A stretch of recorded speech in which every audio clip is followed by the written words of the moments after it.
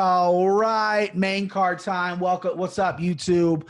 Kind of an awkward setup here. I got a lot of shit on my desk. I need to get a little. Let me fix that camera a little bit. So what you're seeing here, baby, is be easy with the graphics. Okay, I made this in Keynote. Relax on me. I got to get this mic right. Okay, here we go. All right, so looking at the camera, looking at the monitor, looking at the mic. I got a lot of shit to look at, but we're here, YouTube. Let's go. All right, main card time. This is it's listed as a prelim, but this is going to be the main card right here. We got Kazmat Shimarov, which I know I'm pronouncing his name right. I don't give a fuck. Minus 1,100. He is fighting Reese McKee, and I know it's Reese and not Rise. I looked him up. He's 10-2-1. Excuse me, Kazmat 7-0 plus 700 underdog. Woo! That is rich right there. Listen, Kazmat's had one fight in UFC. He called for a second fight. He's getting it, right? Reese McKee taking this on 6 days' notice. He's coming from Cage Warriors. Cage Warriors breeds champions. They breed fucking winners. I think I saw a stat that said 96 fighters from Cage Warriors are now fighting in the UFC. That is crazy. Reese McKee, 10-2-1. The Skeletor, he's long, he's lanky. Listen, I'm going to be honest with you. He didn't blow me away when I watched him. He's very patient. He doesn't have big power in the world. He's a lot of accumulation of punches, right? Like kind of like a Diaz, but not as active. But he's a solid prospect. And he's a minus 700, which I find very interesting. Very interesting. Kazmat, again, everyone's on this dick. My guy Devin Tejada, all over it. Slobbing all over this guy. He looked good, but guys, he fought John Phillips, who has zero ground game.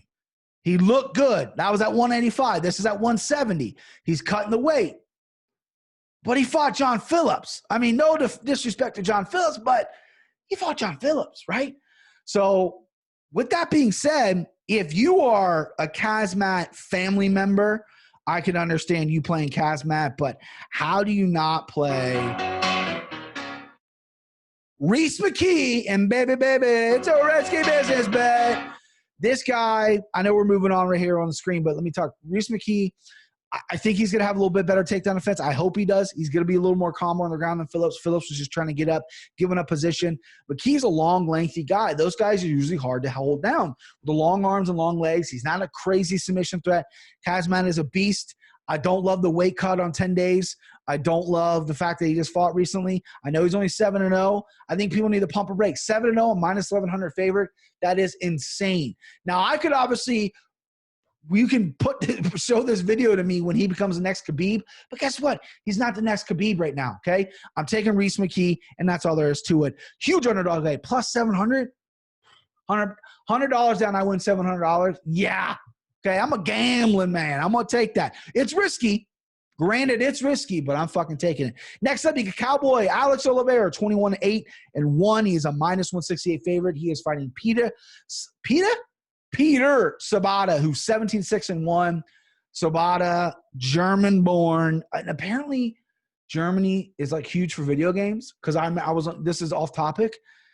I was wondering why the EA Sports, why Pascal Kraus was in the video game for like 100 years. The guys haven't fought in forever.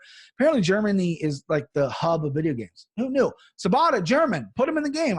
This is an interesting fight. Sabata has decent submissions on the ground. He has an interesting triangle. He's primarily a striker, though. I like him on the feet. Oliveira, I just found out the motherfucker has 10 kids. 10 kids. Solid guy. He's fought everybody. He didn't look great his time out. He's slowing down a little bit. Like, this guy's cardio isn't what it used to be. He likes to grapple. He does have submissions himself. I can see him submitting Sabata. I can also see him just fading Sabata, chipping away with leg kicks, punches, whatnot. Cowboy Oliveira is as tough as they come. He's as durable as they come. But, it's a tough fight. It's a really tough fight. I'm trying to give you the best bang for your buck, and I'm not picking these fights because I'm on YouTube right now. If you listen to the podcast, if you're a fan, go download MMA Takes podcast on Spotify and iTunes. This is how I pick. I pick fucking winners, and I'm picking Peter Sabata here. Underdog winner here. I just think he's going to outpoint Cowboy Oliveira. I think Oliveira is going to slow down, and I think he's going to pick him apart. I think the first round is going to be interesting. Oliveira is really strong in the first round, but I think eventually, I think he's going to get picked apart a little bit by Sabata, and I'm looking forward to it. It's going to be an interesting fight. Not really sure why this landed on the main card. Probably because Germany has a huge MMA influence. Germany, I guess, runs the fucking world. But yeah, so Sabata, underdog, baby. Underdog play. Like go. Next up, Paul Craig. Paul Craig, Scotland. That's a pretty fucking good Scottish accent. He's 12-4-1. He's a -108. Pick him, underdog favorites, a dead even hit. Okay, don't laugh at me because I'm going to try to pronounce his name. The first name is what gets me. Gazmarad Antigulov. He's 20-6. He's a -108. Pick him. This line's moving. I got this today on FanDuel. They both were -108. Paul Craig's like this guy to draw with Shogun was kind of a weird fight. He also got Magomed Ankalaev. He submitted him with like a second to go. He's as tough as they come. Like, you got to put him out or he's always in the fight. He's going to always be in the fight. The Bear Jew is what they call him. Antigolov's a guy that is strong. He's durable. His cardio's okay. This is kind of a weird fight for me. I went back and forth. I can understand why the line is what it is. Some experts and people that I respect are picking Antigolov, and I respect them, so I'm going to pick it too. This is kind of the who cares fight. I really don't care about this fight if I'm being completely honest, which I always am. I don't really care too much about this fight. Kind of a weird fight. I care about a couple more fights in the prelims. Maybe they should have switched it around. UFC, hire me. Let me build your cards. Let me set the battle order, because some of this doesn't make any sense to me. I know you got high-powered people. I know you got people that do that. They get paid a buttload of money, but give me that job. Let me be your guy. I'll be your Huckleberry, because this shouldn't be on the main card. But I'm going to go Antigolov on the win there. And it's even money, -108. I think he was the favorite early in the week, so I can see possibly him being the favorite again, but I'm going to go Antigolov. All right, next up, Carla Esparza, the Cookie Monster. She's 16-5. She's a +134 underdog. She's fighting Marina Rodriguez, who's a -158. She's 12-0-2. Rodriguez is a savage, right? She's really good on the feet. Her takedown defense is pretty good. I always bet Carla Esparza. I have an affinity for her. I'm not crazy attracted to her. I know where you're thinking. It's not that. She's pretty, but not my cup of tea. Personally, I like Well, we'll get into it later. But Carla Esparza, ever since she won the Ultimate Fighter, she won the title. I just thought she was really good. She's good grappling. Her stand-up's getting better. I feel like she's been screwed on some of these decisions. Marina Rodriguez, a girl that you need flavor, and she's kind of the new flavor. Stand-up's really good. She's 12-0-2. She has some good wins in the UFC. She's the favorite, rightfully so. But I just can't look past the fact that Carla Esparza, the underdog here, has good wrestling. And Rodriguez, and that's how you got to say her name. Rodriguez is not Rodriguez. I mean, have a little culture in your fucking life. Has, a better stand-up game than she does grappling game. Carla Esparza will stand up and eventually take her down. I think she can steal some rounds here. I see a decision happening, and I'm going to go Carla Esparza. I'm going to go underdog again. That's another underdog for you. We're fucking cashing out. I like Esparza, though. I think she's a good grappler. I think she's been around for a while, former champion. I think she gets a little shit on a little bit because how she performed against Joanna like 50 fucking years ago. But again, go look at her record. She has a lot of weird decision losses that were very, very close. And I'm a gambling man, so I'm going to gamble that this is going to be another one of those fights of decision, and that it's going to be close, and fucking Carla's finally going to get a W. Next up, you got this fight. God, this fucking fight.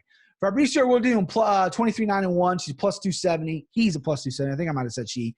Fighting Alexander Gustafsson, who was -335 favorite, 18-6. I hate this fight.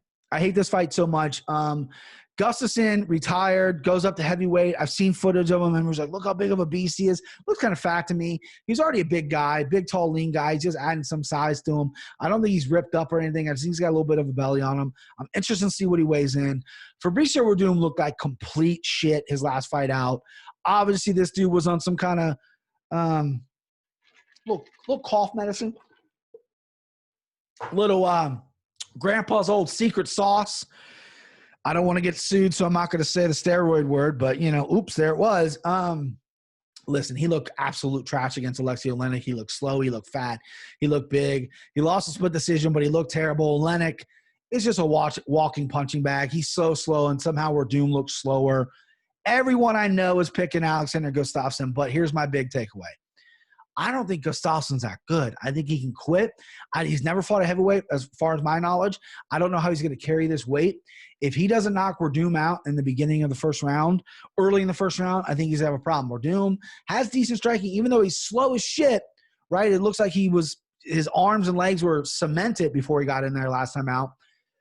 He's so elite on the ground, and he's big and he's thick, and they've sparred before, and they both had different stories of how that sparring went.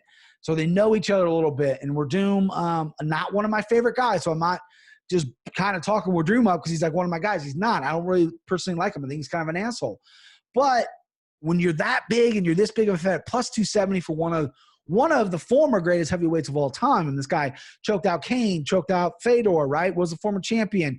You got to respect him a little bit. I'm going to go with Werdum here. That's a big underdog play. This is definitely risky business. This is risky business. But the way I feel it, if Werdum gets out of that first round, Gustafsson's never fought at this weight. Again, I want to see what he weighs.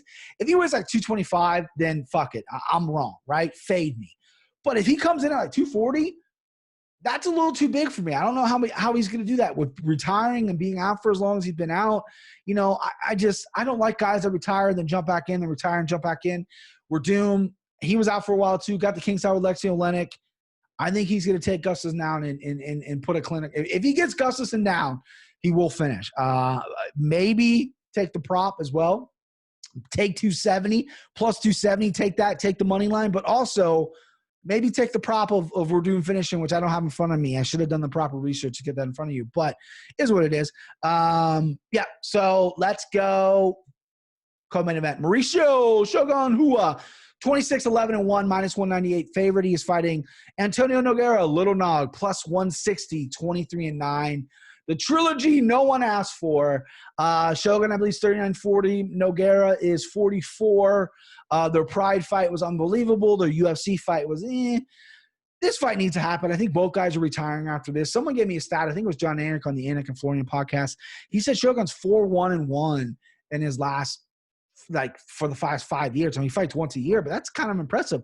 He got slept by Anthony Smith. Before that, he was on a nice little tear. I don't remember much of Little Nog's fights, if you know what I mean. I can't remember the last time he fought. He's always hurt. He never fights. He has said, win, lose, or draw, I'm done after this, thankfully. Shua, I combine it, Shogun and Hua there. Shogun Hua, a guy that is like literally world renowned, everyone's favorite fighter. I've never particularly been a huge fan of Shogun. I love his fights. He's exciting. I think he obviously has a lot more left in the gas. I don't really necessarily know if he should retire after this. Little Nog probably should, and watch Little Nog go knock him out, and I'm going to look like an asshole. But I'm going to go Shogun Hua here. I think Shogun Hua is going to win. That says winner. The screen's blocking a little bit. Listen, I just think he has a little more left in the tank. I kind of want to see it, and I really hope it's an exciting, good fight. But it's going to be a little sad because their first fight was so epic and it was so long ago. These guys have so many miles on them, and they're older now. And but I'm hoping it's an epic and proves everyone wrong, and it's not like a fucking clusterfuck. But yeah, I'm rooting tootin' for Shogun Hua. All right, main event time. Here we go. Just a fight we all want to talk about. If you've never listened before and it's first time you're listening, first time watching, whatever, I'm a Darren Till guy. He's one of my guys. I love the Scouser from England. The guy just, he gets it, right? He gets me, he gets it. Longtime fan of him. Ups and downs, right? He's fighting Robert Whittaker here. Robert Whittaker, 20-5, minus 112 favorite. Darren Till, 18-2-1, minus 104 underdog. Darren Till was plus money earlier this week. This line is moving like crazy. I see a lot of sharps really on Whittaker. I see a lot of sharps scared of Till, but going to take him because of the value. I'm a sharp, okay? I mean, I'm as sharp as I get. I know I'm biased, right? And I'll never, ever pick against Darren Till. But I'm going to break down the fight for you, okay? So Robert Whittaker is a guy who's coming off a horrible loss to Izzy Adesanya. He did not look great. Lost his title. He's had a lot of injury problems in his career. Used to fight at 170, went up to 85. Best move of his career. The two Yoel Romero fights scare me, right? Those wars change you.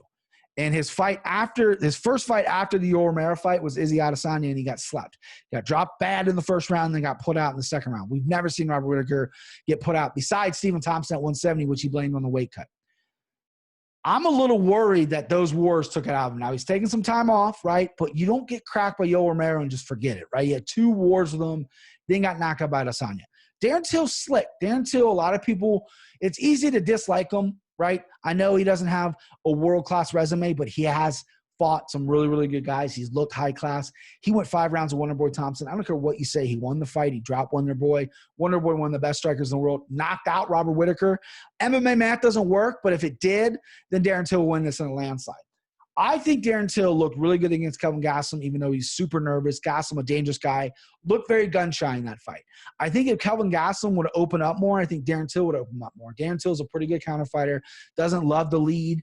Kind of led with Masvidal and then got starched in that fight. Was doing pretty well in the first round and got a little overconfident. You can say whatever you want. Robert Whittaker is not going to dance around here. Robert Whittaker's going to come after you. Robert Whittaker's got a really nice left hook. Almost kind of a jumping left hook that Masvidal knocked out Till with. Till obviously, or I'm assuming, has learned from that, right? Whittaker cracks. Whittaker knocks people out. He can find your chin and he can hurt you. He's got dynamic striking. He's powerful and he goes for it. He's not going to fucking circle on the outside. He's got decent wrestling. But I wouldn't really worry about the wrestling here. I don't think Whittaker is going to really shoot him for a takedown unless he gets hurt. It's going to be a stand-up war. It's going to be aggression, which is what Robert Whittaker is, against a little bit of class. Because I think Darren Till's footwork, his kicks, and his counters are really good. That counter uppercut's great. His left straight hand's fantastic. I think he can find Robert Whittaker's chin here. This is my lock of the night. Darren Till. This almost was my send him home, too. I almost picked Darren Till to knock him out. I don't know if that's going to happen. I hope it happens, but who knows? But Darren Till is going to be a winner. I know I'm a homer. That's my guy. I think he's going to win. I'm going to put money on him. I'm going to put a couple, like 4 or 5 fight units on him. What's up? All right, listen. First time watching, thank you. Subscribe to the podcast, MMA Takes Podcast on iTunes, Spotify. If you're listening to this on a podcast, great. If you download the podcast, you'll get all the prelims. I pick all the fights, right? Had some underdog plays on the prelims, so go download the podcast, and that's it. Follow me on social media, and we're out.